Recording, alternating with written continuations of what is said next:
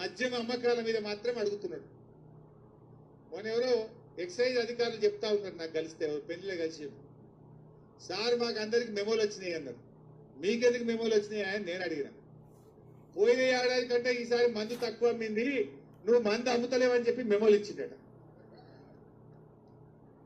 30 మంది ఎక్సైజ్ ఇన్స్పెక్టర్లకు, 15 మంది ఎక్సైజ్ సూపరింటెండెంట్లకు మందు బాగా అమ్ముండ్రి, ఇంకిన్ని బెల్ట్ షాపులు ఓపెన్ చేయండ్రి, ఎంబడబడి దుకాణంలో ఎంబడబడి మద్యం లావట్టుండ్రి అంటుండట రేవంత్ రెడ్డి.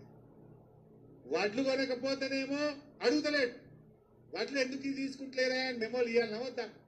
వడ్లు కొనకపోతే అధికారులకు మెమోలు లేవు, పత్తి రైతులకు మద్దతు ధర రాకపోతే మెమోలు లేవు, కానీ మందు అమ్మకపోతే మాత్రం తెగ బాధపడుతున్నాయా రేవంత్ రెడ్డి.